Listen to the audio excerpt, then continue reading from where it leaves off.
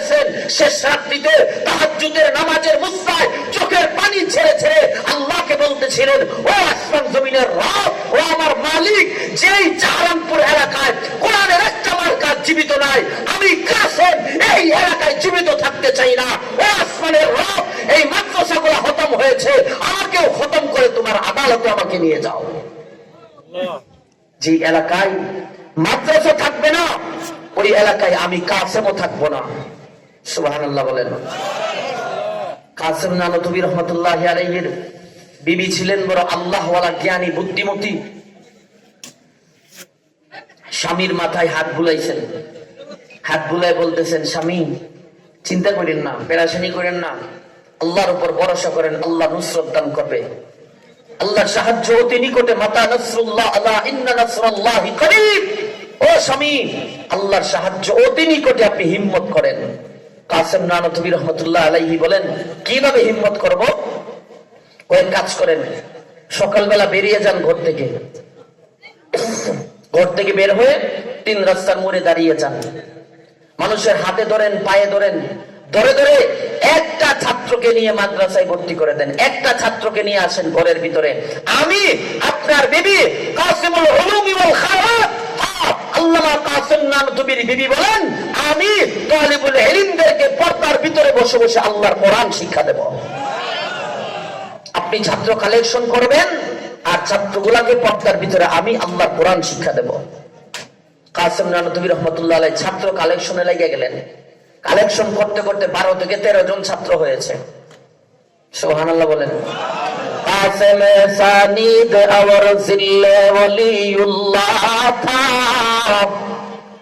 कासिम सानिद और जिल्ले वलीउल्लाह था, ओ खुदा के सरजमी में हुज्जते इस्लाम था, ओ खुदा के सरजमी में हुज्जते इस्लाम था।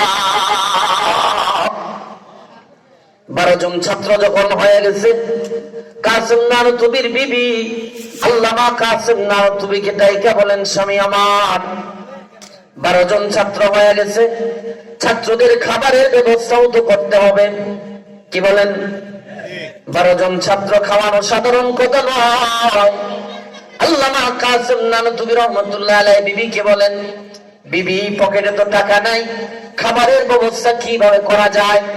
কাসেম নানতুবির বিবি বলেন, স্বামী গো, মাথায় একটা টুকরি নিয়ে বাজারে চলে যান, বাজারের ব্যবসায়ী যারা আছে তাদের কাছ থেকে সবজি, চাল, ডাল কিছু কিছু আপনি কালেকশন করে নিয়ে আসেন, আমি রান্না করে আল্লাহ কোরআনের মেহমানদেরকে দুপুরের মেহমানদারি করাই।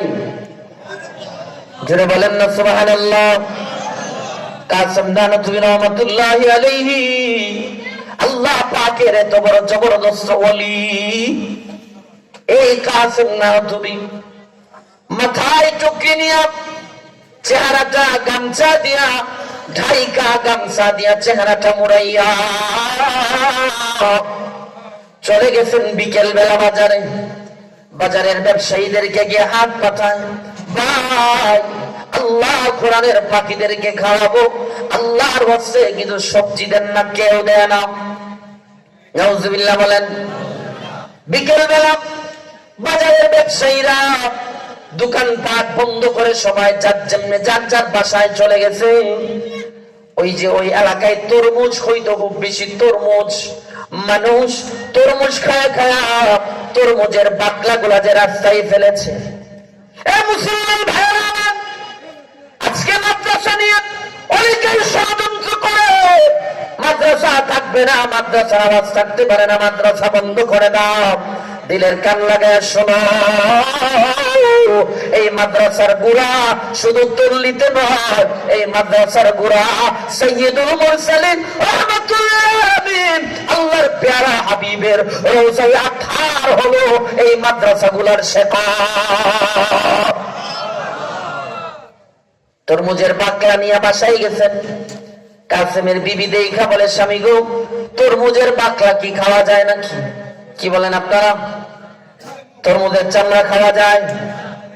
কাসেম নানতুবির বিবি বলেন, স্বামী আমার, তরমুজের চামড়া কি খাওয়া যায় নাকি? এ মুসলমান, কাসিম নানুতুবি রাহমাতুল্লাহি আলাইহি বলেন, বিবি তরমুজের চামড়া গুলারে কাইটা কাইটা লবণ দিয়ে সাদা পানির ভিতরে আগুনের চুলাতে বিসমিল্লাহ বলে বসায় দাও।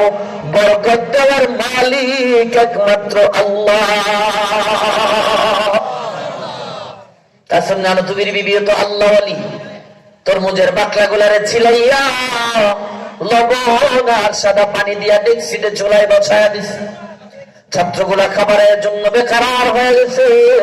কিছুক্ষণ পরে এই তরমুজের বাকলা ডেকসি থেকে পাগর উঠছে, উতরাইছে, এত সুমধুর গান। কাসিম নানুতুবি বিবিকে ডাইকা বলে, বিবি খাবার প্রস্তুত হয়ে গেছে? বলে হ্যাঁ। এটা এমন অবস্থা হয়েছে, একটু আগে মাদ্রাসার দোতলায় আমারে পায়েস দিছিল। কি দিছিল? পায়েস একবারে আটা হয়ে গাঢ় হয়ে গেছে, পাতলা। তরমুজের বাকলা যদি পাগল ওঠে, এটা কি আস্থা থাকবে না পানির সাথে মিশে খিচুড়ির মতো হয়ে যাবে? মুসলমান ভাইরা আমার, দিলের কান লাগায় শুনেন, এই ছাত্রগুলার খাবারের প্লেটে যখন তরমুজের বাকলার তরকারি আর খাবার দিয়া দিছে, ছাত্রগুলা খায়। আর আল্লামা কাসিম নানুতুবি রাহমাতুল্লাহি আলাইহি কে বলেন, ওস্তাদ জি, জীবনে কত খাবার খাইছি গো, এত মজার খাবার জীবনেও খাই নাই। এখান থেকে দারুল উলুম দেওবন্দ মাদ্রাসার সূচনা শুরু হয়ে গেছে। তাইলে এই মাদ্রাসাগুলোর দরকার আছে কিনা? আরে জোরে বলেন। আল্লাহ পয়গম্বর বলেন, এই মাদ্রাসায় যারা পড়ে তারা হলো আমি নবীর ওয়ারিস। মাদ্রাসাগুলোতে যারা পড়ে সাহেবুল কোরআন, তারা আমি আল্লাহর পয়গম্বরের মেহমান। আমার মেহমানকে যারা সম্মান করলো, তারা যেন স্বয়ং আমি রহমতুল্লিল আলামিনকেই সম্মান করলো। অসুবিধা হইতেছে আপনারা? আল্লাহ নবীর দরবারে এক সাহাবী আসছে, পেটের মধ্যে খিদা, খাবার নাই। গিয়ে বলে, নবীজি 3 দিনের ক্ষুধার্ত, খাবারের ব্যবস্থা আছে কিনা? আল্লাহ রাসূল এক সাহাবীরে পাঠাইলেন, আমার অমুক বিবির ঘরে গিয়ে বলো যে আমার দরবারে মেহমান আসছে, খাবার পাঠাইতে। সাহাবী গিয়ে সালাম দিয়ে বললেন, আল্লাহর হাবিব পাঠাইছে, মেহমান আসছে, খাবার দিতেন। নবীর বিবির ঘর থেকে আওয়াজ আসছে, ওই সত্তার হাতে আমার জীবন আর মরণ, ওই সত্তার কসম, আমার ঘরে এক পেয়ালা পানি ছাড়া কোনো খাবার নাই।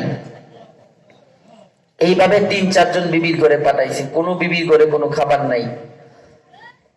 সাহাবী আয়েশা নবীর কাছে যখন খবর দিছেন, নবীজির মনটা মলিন হয়ে গেছে, মাথা নিচের দিকে দিয়ে দিছেন। একজন সাহাবী, যার নাম মুসলিম শরীফের হাদিসের এই রিওয়ায়াতের মধ্যে আসছে হাসিয়াতে, হযরতে তালহা রাদিয়াল্লাহু তাআলা আনহু, এই সাহাবী লাফ দিয়ে দাঁড়ায় কয়, নবীজি আপনি অনুমতি দিলে আপনার মেহমানকে আজকের রাতে আমি মেহমানদারি করাবো। এগুলাই নি ইমানের সুবহানাল্লাহ। হ্যাঁ, আরো জোরে বলেন না সুবহানাল্লাহ। আল্লাহ রাসূল খুশি হয়ে এই মেহমানদের দিয়ে দিলেন। তো রাতের বেলা যখন সাহাবী বাসায় গিয়া দরজা টোকা দিছে, বিবি দরজা খুলছে। খোলার পরে বিবি বলতেছেন, কি ব্যাপার এত দেরি হইল? কই নবীর মজমাই ছিলাম। কই আরেকজন দি দেখা যায়, কই নবীর মেহমান আজকে আমাদের বাসায় মেহমান হয়ে আসছে। বিবি বলতেছেন, আপনি ভিতরে আছেন, পরামর্শ আছে। কি পরামর্শ? আপনি কি জানেন না আমাদের ঘরে যে 2টা রুটি আর বকরির গোশত ছাড়া আর কোনো খাবার নাই, একটা গোশত আর 2টা রুটি ছাড়া আর কোনো খাবার নেই। আবার আমাদের একটা বাচ্চা আছে 8 বছরের, এর ঘুম পাড়ানোর গান গায়ে গায়ে ঘুম পাড়াইয়া দিছি। ভাবছি আপনি আসলে বাচ্চাকে উঠাইয়া 2টা রুটি আর একটা বকরির গোশত 3 জনে ভাগ করে খেয়ে ঘুমিয়ে পড়বো। এখন যে নবীর মেহমান নিয়ে আসছেন, আমরা কি খাবো, বাচ্চা কি খাবে, আর মেহমানরে কি খাওয়াবেন? সুবহানাল্লাহ বলেন না। তালহা কই, বিবি নবীর মেহমান বলে কথা, নবীর মেহমানকে সম্মান করা মানে নবীকেই সম্মান করা। বিবি ছিল খুব বুদ্ধিমতী, আর আমাদের বর্তমান সময়ের বিবিদের মতো না যে মেহমান দেখলে সেরাফিলা করে ফেলবে, মেহমান দেখলে গাল ফুলিয়ে ফেলবে, যে নিজেই খাইতে পাই না আবার মেহমান নিয়ে আসছে। এরা তো সাহাবীদের বিবি, ঠিক কিনা জুড়ে বলেন। তালহা রাদিয়াল্লাহু তাআলা আনহার বিবি স্বামীকে ডাইকা বলেন, স্বামী গো চিন্তা করবেন না, পেরেশানি করবেন না, আমার মাথায় একটা আইডিয়া আসছে। তলহা বলেন, কি আইডিয়া? কই স্বামী, আমি আপনার হাতে ওই যে বাতি দেব, বাতিটা পরিষ্কার করানো জোয়াতে ফু দিয়ে নিভিয়ে ফেলবেন, ঘর অন্ধকার হয়ে যাবে, দস্তরখানা বিছাইয়া দিব, আর আমি পর্দার আড়াল থেকে বকরির তরকারির বাটি আর রুটির বাটি হাতে পৌঁছায় দিব।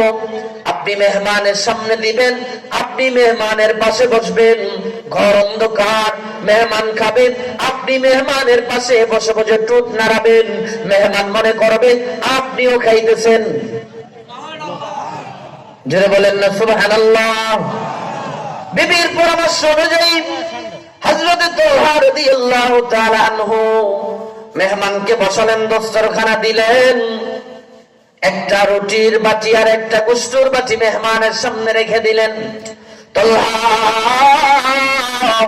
মেহমানের পাশে বসে এমনিতেই ঠোঁট নাড়ায়, মেহমান মনে করতেছে তালহাও খাইতেছে, আসলে কি খায়? আরে জোরে বলেন, খায় না, খাবারের পান করতেছে আল্লাহর পেয়ারা মাহবুব নবীর মেহমানকে সম্মান করার জন্য।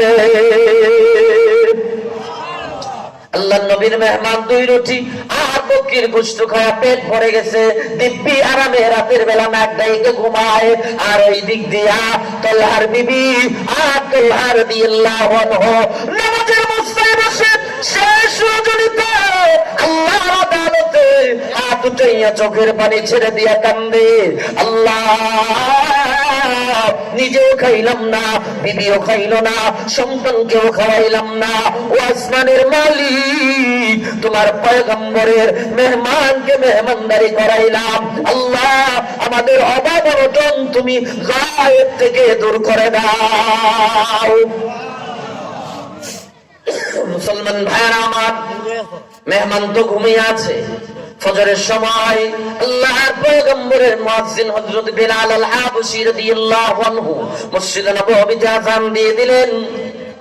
আল্লাহর নবীর সাহাবী তালহা মেহমান দুইজনে মিলে ওইটা নবীর পিছনে মুক্তাদি হয়ে গেছেন, নামাজ শেষ হয়ে গেছে। আল্লাহর নবী হযরত তালহাকে ডাকে, আর নবী মুচকি মুচকি হাসে, তালহা আয় আয় আমার সামনে আয়। সুবহানাল্লাহ বলবেন না? নবীজি মুচকি হাসে, আর তালহাকে ডাইকা বলে, তালহা আয় রে আমার কাছে আয়।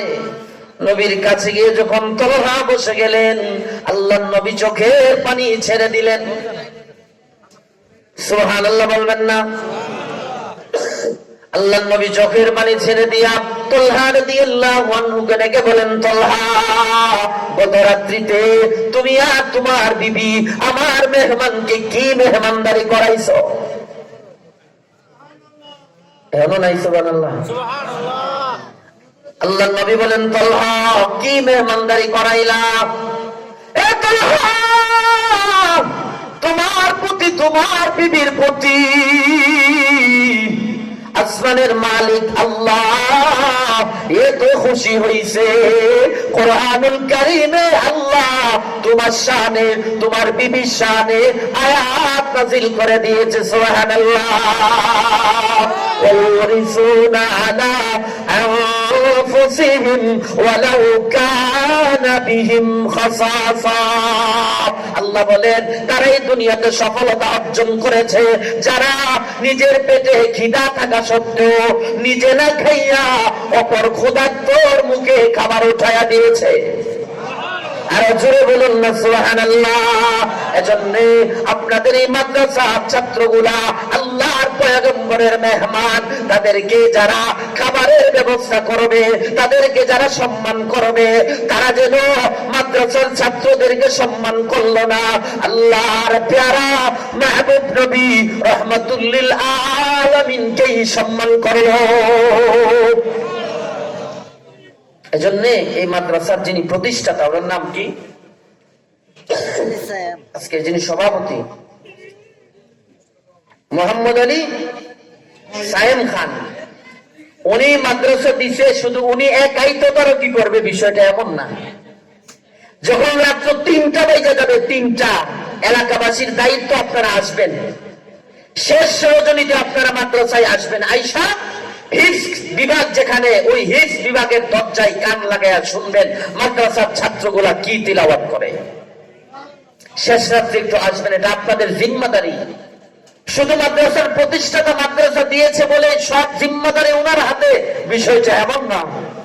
আপনার ঘুম তো গাদার ঘুম, রাতে যখন ঘুমান গাদার মতো ঘুমান, গরুর মতো ঘুমান। মোবাইলের সাইরেন কেন, রেল গাড়ির হরেন দিলেও আপনার ঘুম ভাঙে না, ঠিক না? আরো জোরে বলেন। কিন্তু এই মাদ্রাসার কিছু ছাত্র, এই তল্লি এলাকার কিছু আল্লাহর বান্দা যখন শেষ রজনী চলে আসে, তখন নিজের শরীরটাকে বিছানা থেকে আলাদা করে দিয়া আল্লাহর কালামে পাকের তিলাওয়াতে মশগুল হয়ে যায়। এটা আমার কথা না, আল্লাহর কথা। আল্লাহ কোরআনে বলেন, তাতাজাফা জুনুবুহুম আনিল মাদাজিআ ইয়াদউনা রাব্বাহুম খাউফান ওয়া তামাআ। আল্লাহ বলেন, আমার এই তল্লি এলাকায় আমার কিছু মাহবুব বান্দা, আমার কিছু গোলাম শেষ রাত্র যখন হয়ে যায় আর ঘুমায় থাকে না, শরীরটাকে বিছানা থেকে আলাদা করে দিয়া ইয়াদউনা রাব্বাহুম, আমি আল্লাহর কাছে দোয়া করে, আমার কোরআন তিলাওয়াত করে শেষ রাত্রে উইঠা তাহাজ্জুদের নামাজে দাঁড়াইয়া যায়। আগামী কালকেই তো পবিত্র শবে বরাত, ঠিক না? নিসফুমিন শাবান। আল্লাহ রাসূল বলে, আগামীকাল ইশারের নামাজের পর থেকে নিয়া একেবারে ফজরের নামাজের আগ পর্যন্ত আল্লাহ প্রথম আসমানে বৈশা বলবে, আলামিন মুস্তাগফিরিন ফাগফির লাহু। ও তল্লি এলাকার গুনাহগার, এই রাত্রিতে কিন্তু তোমরা ঘুমায়ো না, এই রাত্রিতে আনন্দ ফুর্তি করিও না, এই রাত্রিতে হালুয়া রুটি আর সিন্নি নিয়া মাখামাখি করিও না। এই রাত্রটা আমি আল্লাহর কাছে বড় দামি রাত্র। এই রাত্রে আমি আল্লাহ আরশ চাইরা, লৌহ কলম চাইরা দুনিয়ার প্রথম আসমানে বসে যাব তোমাদের মতো কিছু কপাল পোড়া গুনাহগারের গুনাহ মাফ করার জন্য। আর জোরে বলুন না সুবহানাল্লাহ। তাফসীরে মারিফুল কোরআনে আল্লামা মুফতি শফি সাহেব রাহমাতুল্লাহি আলাইহি লিখেন, এই নিসফুমিন শাবান অর্থাৎ শবে বরাতের রাত্রিতে যারা নামাজে দাঁড়িয়ে থাকবে, যারা কোরআনুল কারীম তিলাওয়াত করবে, যারা জিকির আজকারে থাকবে, আল্লাহ আসমান থেকে একদল স্পেশাল ফেরেশতা জমিনে অবতরণ করায়া দিবে। এই ফেরেশতাগুলো আইসা যারা নামাজরত অবস্থায় এদেরকে সালাম দিব, আসসালামু আলাইকুম। যারা কালামে পাকের তিলাওয়াত করবে মসজিদে বৈশা, বাসায় বৈশা তাদের সাথে সালাম দিয়া মুসাফা করবে, নাযালাত আলাইহিমুস সাকিনা, আল্লাহ ওই সমস্ত মুমিন বান্দার উপর আসমান থেকে সাকিনা রহমত বর্ষণ করতে থাকবে। আর জোরে বলি না সুবহানাল্লাহ। এজন্য আগামীকাল যে রাত্রটায়, রাত্রে কি ঘুমায় থাকবেন না শেষ রাত্রে ইবাদতে মশগুল থাকবেন? আর জোরে বলেন না, থাকবেন তো ইনশাআল্লাহ। তাইলে এই মাদ্রাসাগুলো এমনি এমনি আসে নাই, এই মাদ্রাসার খুঁটি অনেক মজবুত, এই মাদ্রাসার খুঁটি অনেক শক্ত। এই মাদ্রাসার সাথে যারা সুসম্পর্ক রাখবে, আল্লাহ হাশরের ময়দানে এই কোরআন ওয়ালার সাথে সাহেবে নিসবতের হওয়ার কারণে আল্লাহ তাদের জীবনের গুনাহ মাফ করে ডান হাতে আমলনামা দিয়া জান্নাতের মেহমান বানায় দিবে। আলোচনা করতে গিয়ে কই যাইতেছে, মনে আসেনি বাদশাহ ইউসুফ জুনাওয়াজের কথা? এই নামটা মুখস্থ থাকা দরকার মুসলমান সন্তানদের, ঠিক না? জালিম বাদশার নাম কি ছিল? বাদশাহ ইউসুফ জুনাওয়াজ। আমাদের নবীর 70 বছর আগে তার শাসন আমল ছিল।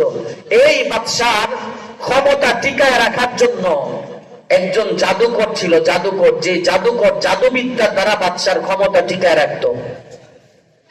এই জাদুকর একদিন বাদশারে গিয়ে বলতেছে, রাজা মশাই, আমি তো বৃদ্ধ হয়ে গেছি, চুল দাড়ি পাইকে গেছে, মনে হয় আর বেশি দিন বাঁচবো না। আপনি আপনার এলাকা থেকে একটা ছেলেরে আমার কাছে দেন, এরা জাদুবিদ্যা শিখাই।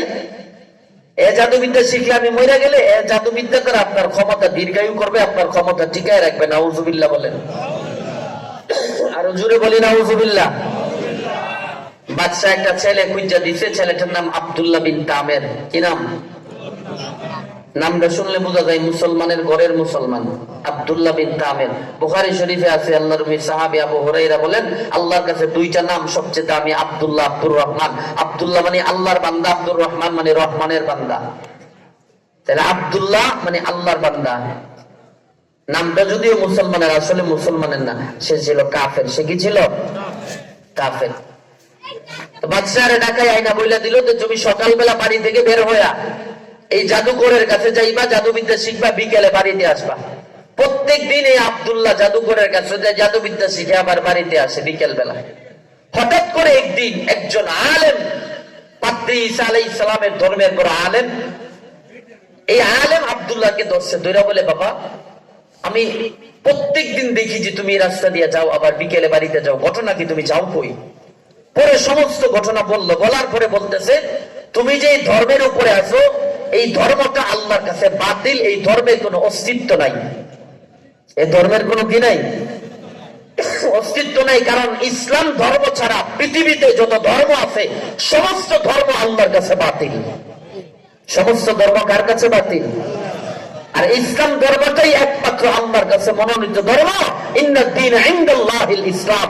ইসলাম ছাড়া এই দুনিয়াতে যত তন্ত্র মন্ত্র, যত ধর্ম আছে সমস্ত ধর্ম বাতিল।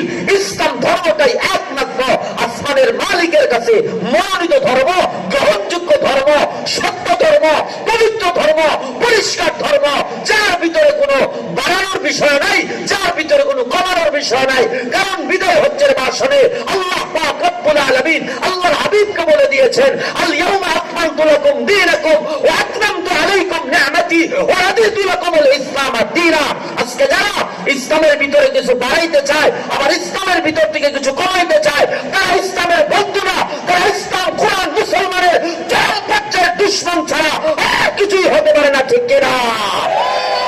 কারণ ধর্মটা আজ থেকে ১৩,০০০ বছর আগে আল্লাহ বিদায় হজ্জের ভাষণে আল্লাহর হাবিবের হাতে পূর্ণ ধর্ম উপহার দিয়ে গেছেন, ঠিক কিনা জোরে বলেন?